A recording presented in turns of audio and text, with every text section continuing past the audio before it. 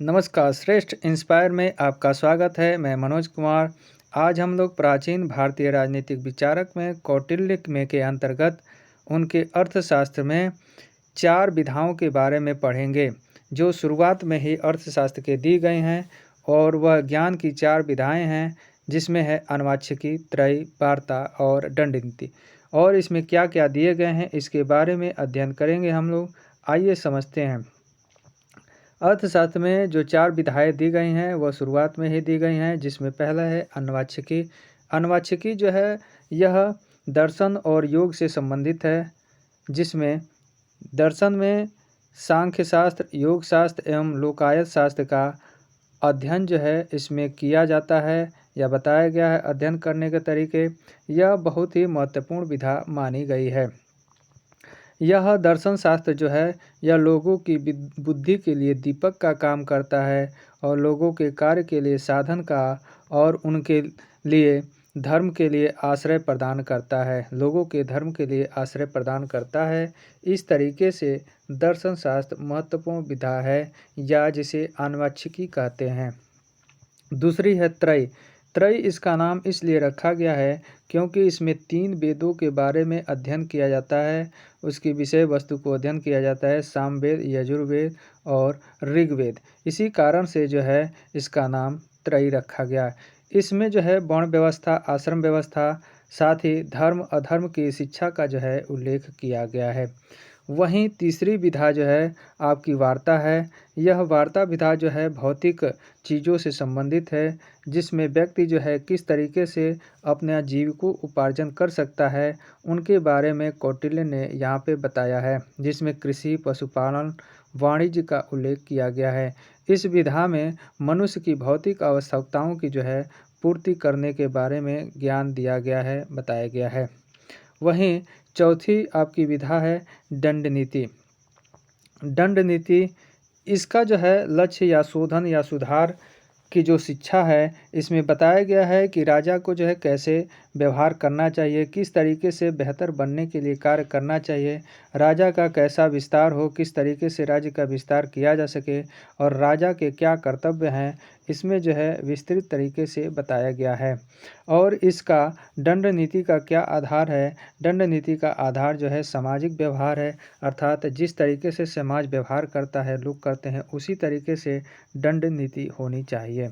इसका अन्य नाम दंड नीति का राजविधा और राजनीति शास्त्र भी कहा जाता है। दंड नीति का क्रियान्वयन जो है किस तरीके से किया जाता है, तो कौटिल्य ने बताया है कि न्याय, निष्पक्षता एवं ईमानदारी पूर्वक ही दंड नीति का जो है पालन कराया जा सकता है। नहीं तो ऐसा नहीं होगा तो राज्य जो है पतन की तरफ अग्रसर हो जाएगा।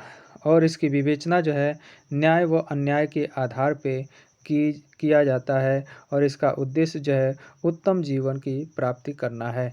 तो इस तरीके से इन 4 विधाओं में ये चारों विधाएं जो हैं, पहली विधा जो है अन्वाच्यकी या दर्शन शास्त्र या योग और दर्शन से संबंधित है। दूसरी जो है त्रयी, यह जो वेद हैं उन वेदों में दिए गए ज्ञान है, वर्णाश्रम या वर्ण व्यवस्था या आश्रम व्यवस्था, धर्म अधर्म आदि के बारे में शिक्षा देती है। वहीं तीसरी जो है मनुष्य की भौतिक आवश्यकताओं के बारे में ज्ञान की बात करता है, जैसे कृषि, पशुपालन, वाणिज्य आदि का। वहीं दंड नीति में कहा गया है कि इनके न पालन करने से ईमानदारी पूर्वक, निष्पक्षता पूर्वक इसका पालन न किया गया तो राज्य का पतन हो जाएगा और इसका मुख्य उद्देश्य उत्तम जीवन की प्राप्ति करना है।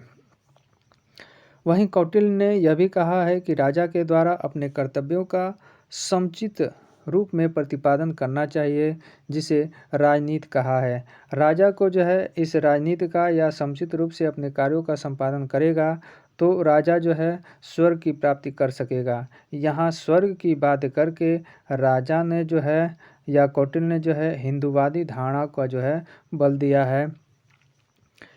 इसके अलावा कौटिल्य ने यह भी कहा है कि अरस्तु व मैकियावली की भांति कौटिल्य जो था अरस्तु या मैकियावेली की भांति राजनीति और नीति शास्त्र को पृथक नहीं करता है, बल्कि दोनों को जो है एक दूसरे का पूरक मानता है। इसलिए राजनीति शास्त्र और नीति शास्त्र को अलग नहीं करता है। साथ ही कौटिल्य यह भी कहता है कि दंड नीति राजनीति एक क्रिया है और राजा को जो है इस क्रिया को अच्छे तरीके से करना चाहिए। वह आगे यह भी कहता है कि राजनीति शास्त्र को स्वतंत्र विज्ञान नहीं मानता, क्योंकि इसमें जो है नीति शास्त्र समाहित है। आगे वह यह भी एक फैक्ट देता है, बताता है कि अनुवांशिकी, त्रयी एवं वार्ता, इन तीनों का आधार जो है दंड नीति है, क्योंकि इन तीनों का भली भांति संचालन मात्र न्यायपूर्ण आचरण से ही संभव हो सकता है, और यह न्यायपूर्ण आचरण जो है एक क्रिया है, और ये इस क्रिया का संबंध जो है दंड नीति या राजनीति से है। तो इस तरीके से अनुवांशिकी, त्रयी एवं वार्ता जो है यह दंड नीति के सही संचालन पे जो है निर्भर करती है, तभी जाके इन तीनों की जो है पूर्ति की जा सकती है।